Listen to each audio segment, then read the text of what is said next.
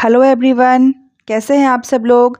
Last class में मैंने pronoun आप लोगों के साथ डिस्कस किए थे और इस वीडियो में मैं प्रोनाउन को आगे कंटिन्यू करने वाली हूं। तो चलिए फ्रेंड्स स्टार्ट करते हैं। Use of the pronouns of possessive case. Possessive case के प्रोनाउन का यूज़ किस तरीके से होता है वो हम देखेंगे।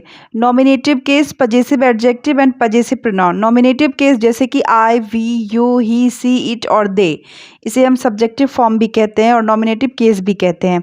पजेसिव एडजेक्टिव में आई अगर होता है तो माई हो जाता है एंड पजेसिव प्रोनाउन में माइन हो जाता है।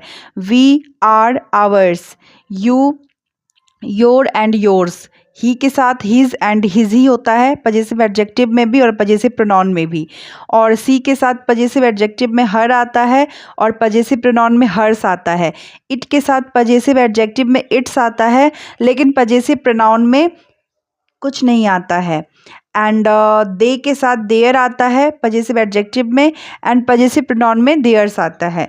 रूल नंबर 1 हम लोग देखते हैं। पजेसिव प्रोनाउन का प्रयोग नाउन के पहले नहीं होता है, यानी कि नाउन के पहले जो है ना पजेसिव प्रोनाउन का यूज़ नहीं होता है बल्कि पजेसिव एडजेक्टिव का यूज़ होता है। जैसे कि आवर्स स्कूल, आवर्स स्कूल नहीं होगा, गलत हो जाएगा, आवर स्कूल होगा, क्योंकि आवर्स जो है ना वो पजेसिव प्रोनाउन है और पजेसिव प्रोनाउन कभी भी नाउन के पहले यूज़ नहीं होता है, पजेसिव एडजेक्टिव यूज़ होता है। जैसे कि our school was closed for four days, ये करेक्ट हो जाएगा, आवर्स स्कूल नहीं होगा। पजेसिव एडजेक्टिव का प्रयोग नाउन के पहले होता है। This is my book, this is my book, this is your book. इस तरीके से पजेसिव एडजेक्टिव का हम लोग यूज़ करते हैं। अगर नाउन का उल्लेख हो चुका है, वह पहले से ज्ञात हो, उसका उल्लेख फिर से नहीं करना था, पजेसिव प्रोनाउन का प्रयोग किया जाना चाहिए।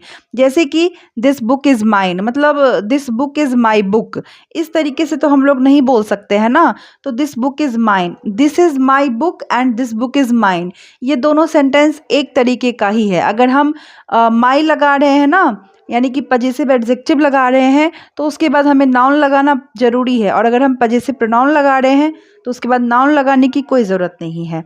माइन का मतलब होता है माई प्लस नाउन, आवर्स का मतलब होता है आवर प्लस नाउन, योर्स का मतलब होता है योर प्लस नाउन, हिज का मतलब होता है हिज प्लस नाउन, हर्स का मतलब होता है हर प्लस नाउन एंड देयर्स का मतलब होता है there plus noun.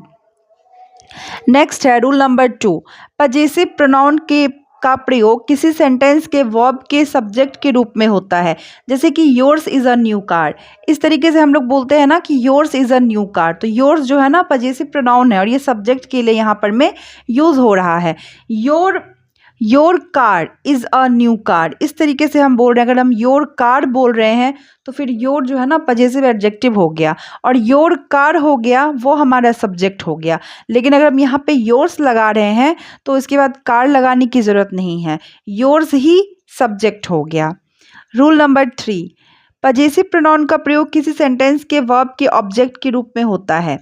Possessive pronoun का जो यूज़ होता है ना वो हम सब्जेक्ट के रूप में भी कर सकते हैं एंड ऑब्जेक्ट के रूप में भी कर सकते हैं। जैसे कि he has lost my books as well as yours, मतलब उसने मेरा बुक लॉस किया और साथ ही साथ अपना भी किया। तो योर बुक इस तरीके से कर सकते हैं और योर्स, तो दोनों सिमिलर हुआ, या तो योर्स लगा दें या फिर योर बुक लगा दें। नेक्स्ट है रूल नंबर 4।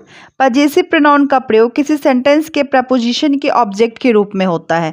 जैसे कि I prefer your help to her, यहाँ पर में योर हेल्प, योर जो है वो पजेसिव एडजेक्टिव है एंड योर हेल्प के साथ लगा हुआ है एंड पजेसिव एडजेक्टिव है, लेकिन ये गलत हो जाएगा।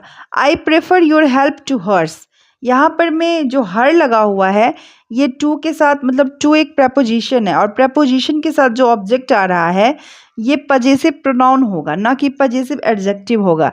यानी कि I prefer your help to hers, इस तरीके से यूज़ होगा, मैंने उसका हेल्प प्रेफर किया। I prefer your help to her, इस तरीके से सेंटेंस का यूज़ नहीं होगा। नेक्स्ट है your house is better than my, इस तरीके से हम लोग नहीं बोल सकते हैं कि your house is better than my, my possessive adjective है और पजेसिव एडजेक्टिव कभी भी सेंटेंस के लास्ट में नहीं आएगा, उसके साथ नाउन आना चाहिए। और अगर नाउन नहीं आ रहा है तो पजेसिव एडजेक्टिव का यूज़ नहीं बल्कि पजेसिव प्रोनाउन का यूज़ होना चाहिए। जैसे कि your house is better then mine, इस तरीके से अगर सेंटेंस लिखा गया है तो वो सेंटेंस सही हो जाएगा। Rule number 5, separation, leave, excuse, mention, report, pardon, site, favour, possessive case का यूज़ गलत है। इन वर्ड्स के साथ अगर हम पजेसिव केस का यूज़ कर रहे हैं तो सेंटेंस हमारा रॉन्ग हो जाएगा। जैसे कि your separation is very painful to me, separation from you का यूज़ होना चाहिए, ना कि योर सेपरेशन का। जिस तरीके से at his site the robbers fled, at the site of him होना चाहिए, ना कि एट हिज साइट होना चाहिए। इस तरीके से अगर हम यूज़ करें, यानी कि इन वर्ड्स के साथ अगर हम पजेसिव केस का यूज़ कर रहे हैं तो सेंटेंस हमारा रॉन्ग हो जाएगा। नेक्स्ट है रूल नंबर 6, पजेसिव प्रोनाउन में एस के पहले एपोस्ट्रोफी का प्रयोग नहीं होता है। एपोस्ट्रोफी का यूज़ हम लोग नाउन में पढ़े थे, तो जब हम पजेसिव प्रोनाउन का यूज़ करते हैं ना तो उसके साथ हम एपोस्ट्रोफी नहीं लगा सकते। जैसे कि अगर हम योर्स लिख रहे हैं YOURS, तो ये तो पजेसिव प्रोनाउन हो गया, तो यहाँ पे बीच में हम एपोस्ट्रोफी नहीं लगाएंगे। हर्स, इट्स, इस तरीके से हम नहीं लगा सकते। अगर हम इस तरीके से लगाते हैं तो हमारा सेंटेंस गलत हो जाएगा। जैसे कि the bear had a ring around its nose, ये गलत हो जाएगा, इट्स नोज होगा। ये इट्स का मतलब इट इज़ हो जाता है। इट एपोस्ट्रोफे एस अगर हम लिख रहे हैं ना तो इसका मतलब इट इज़ हो जाता है। रूल नंबर 7, जिरंट के पहले पजेसिव एडजेक्टिव का प्रयोग होता है। जैसे कि I was confident of my winning the match, मतलब अगर हम जिरंट लगा रहे हैं, जिरंट क्या होता है, वर्ब प्लस आईएनजी। अगर हम वर्ब के साथ आईएनजी लगा रहे हैं यानी कि वर्ब 4 का जो फॉर्म होता है उसी को जिरंट कहा जाता है। तो जिरंट से पहले पजेसिव एडजेक्टिव का यूज़ होता है। जैसे कि I was confident of my winning the match, मतलब अगर हम जिरंट लगा रहे हैं, जिरंट क्या होता है, वर्ब प्लस आईएनजी। अगर हम वर्ब के साथ आईएनजी लगा रहे हैं यानी कि वर्ब 4 का जो फॉर्म होता है उसी को जिरंट कहा जाता है। तो जिरंट से पहले पजेसिव एडजेक्टिव का यूज़ होता है।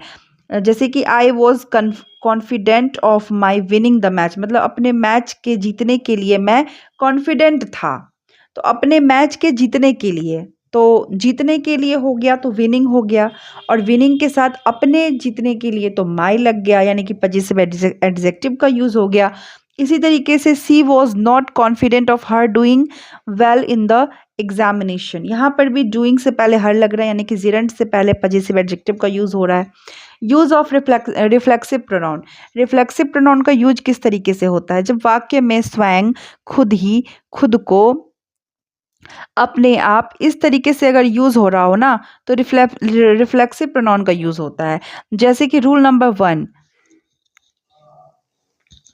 रिफ्लेक्सिव प्रोनाउन में रूल नंबर 1 है acquit, avail, reconcile, amuse, resign, avenge, exert, apply, adapt, adjust, pride, absent, enjoy.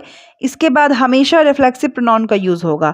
जैसे कि we adapt ourselves to the changing climate, यहाँ पे आवर सेल्व्स जो है वो रिफ्लेक्सिव प्रोनाउन है।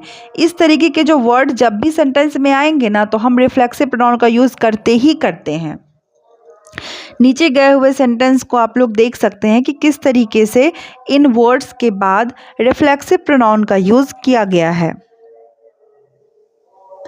Rule number 2, keep, stop, turn, qualify, bath, move, rest and hide के साथ रिफ्लेक्सिव प्रोनाउन का यूज़ नहीं होता है।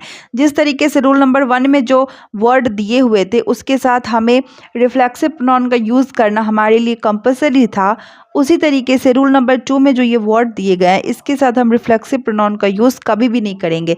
जैसे कि you should keep your self away from the bad boys, यहाँ पर में जो योर सेल्फ है इसे हमें हटाना होगा क्योंकि सेंटेंस में कीप वर्ड का प्रयोग किया गया है। रूल नंबर 3, सब्जेक्ट अथवा ऑब्जेक्ट के रूप में रिफ्लेक्सिव प्रोनाउन का यूज़ तब तक नहीं होगा जब तक उसके संबंधित नाउन या प्रोनाउन ना हो। यानी कि रिफ्लेक्सिव प्रोनाउन का यूज़ तभी ही होगा जब नाउन या प्रोनाउन नहीं होगा। जैसे कि अगर हम बोलते हैं ना my self Ramesh, my self Suresh, तो इस तरीके से अगर हम बोलते हैं ना तो ये हमारा सेंटेंस गलत हो जाता है। कभी भी इस तरीके से नहीं बोलना चाहिए, मतलब अपने नाम से पहले ना माई सेल्फ नहीं लगाना चाहिए। जैसे कि my self Ramesh from Delhi, यहाँ पे माई सेल्फ रमेश नहीं होगा बल्कि आई एम रमेश होगा। Yourself and he reached there in time, यहाँ पे योर सेल्फ नहीं होगा बल्कि यो होगा। I myself did this work. तो जब नाउन के बाद रिफ्लेक्सिव प्रोनाउन लगता है, ना कि अगर नाउन या प्रोनाउन नहीं होता तो रिफ्लेक्सिव प्रोनाउन का यूज़ वहाँ पे नहीं होता है जहाँ पे नाउन या प्रोनाउन रहता है। जैसे कि यहाँ पे नाउन है ना रमेश, तो उससे पहले माई सेल्फ का यूज़ नहीं होगा, आई एम रमेश इस तरीके से यूज़ होगा।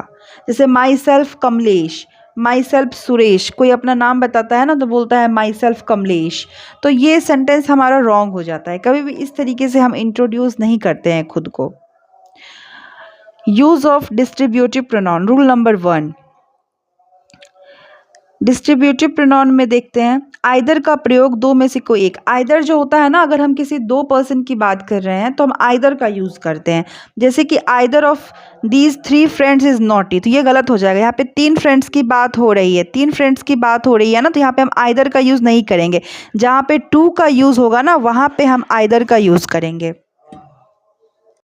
रेसिप्रोकल प्रोनाउन का जब हम लोग यूज़ करते हैं तो दो के सेंस में अगर हम यूज़ करते हैं तो ईच अदर का यूज़ करते हैं, और अगर दो से ज़्यादा के सेंस में यूज़ हो रहा है तो वन अनदर का यूज़ करते हैं।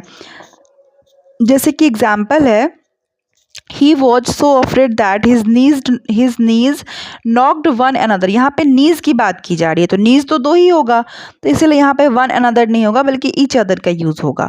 After the farewell the students of class 12th bade each other goodbye. यहाँ पे ईच अदर का यूज़ नहीं होगा बल्कि वन अनदर का यूज़ होगा, क्योंकि यहाँ पर में स्टूडेंट्स की बात की जा रही है, तो स्टूडेंट्स तो 2 से ज़्यादा होंगे, तो इसीलिए यहाँ पे ईच अदर का नहीं बल्कि वन अनदर का यूज़ होगा। तो आज के लिए बस इतना ही। आई होप आप लोगों को समझ में आया हो जो मैंने एक्सप्लेन किया है, रिवीजन करवाया है प्रोनाउन के रूल्स का। नेक्स्ट क्लास में मैं इसके आगे की रूल्स रिवीजन करवाऊंगी। तो इसी तरीके से आप लोग पढ़ते रहिए, मॉक टेस्ट देते रहिए और अपने स्कोर को इम्प्रूव करते रहिए, और मिलते हैं फिर नेक्स्ट वीडियो में। तब तक के लिए बाय बाय, टेक केयर।